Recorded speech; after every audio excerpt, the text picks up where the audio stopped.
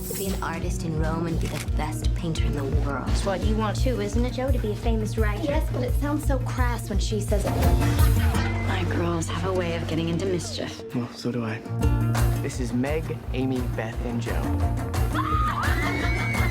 I intend to make my own way in the world. I loved the way you deconstruct and rewrite the story, and I was wondering, was it clear to you from the beginning how and in which order to tell the story?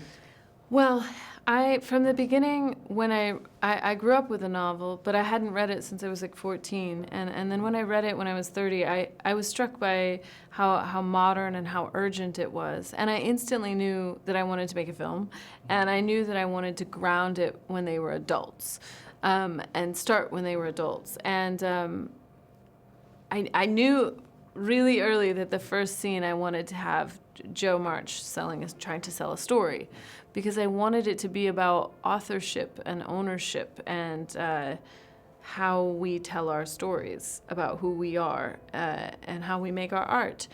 But I looked at I really looked at the novel as something that I was exploding and then re-putting back together, and I felt like finding the weave between the two parts was, a lot of it fell into place, because I think these two parts of the book are really talking to each other anyway, so I was really just emphasizing what was already there. And did you also put the pages on the floor like Joe does and rearrange them? I put pages on the floor. Really? I stole that from myself. Yes. Yes, I know. I like looking at things out on the floor. So someone on the production team was like, "Who puts all their pages on the floor?" And I was like, "I do." I think it also physicalizes it for me. It makes it like I'm making a quilt or something tactile. It doesn't, it stops being so much in here and it starts being out there. What did you learn from working with such an amazing and big cast with so many young, talented actors and legends such as Meryl Streep? Oh God, yeah. I mean, I'm astonished by the talent and the intelligence and the thoughtfulness that came to play on this film, and yeah, God, it's an embarrassment of riches. But I learned from them how I learned from them how to conduct an orchestra of geniuses. I mean, there's some scenes where there's 8 people talking at once, and there's just all these different pieces, and I think as a director, this is the second film I've directed on my own, and before that, I'd written and co-directed and produced, but I feel like I'm expanding my skill set, really, and I think that sense of, if from Lady Bird, which was, a smaller orchestra, it's a string quartet, really, and then moving into a bigger crowd and figuring out how to make it all come to life. It was. I think I learned a lot.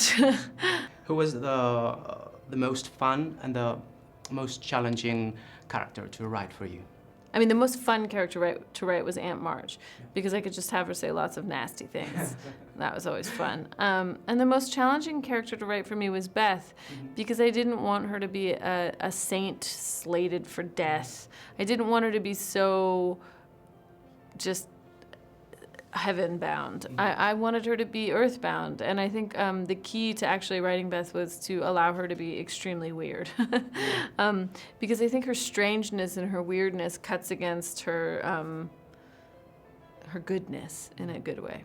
If Joe, who lived in 2019, would she be a filmmaker? Yeah. No, I don't know. I mean, I think she'd be... I don't know. I've thought about this a lot. Like, part of me thinks she'd be like J.K. Rowling, that kind of writer, or there's so many writers that I think she could graft onto. But yeah, a writer, a filmmaker, but make a huge empire. She could make an empire. Exactly. She would be like George Lucas. Yeah. Exactly. There are some natures too lofty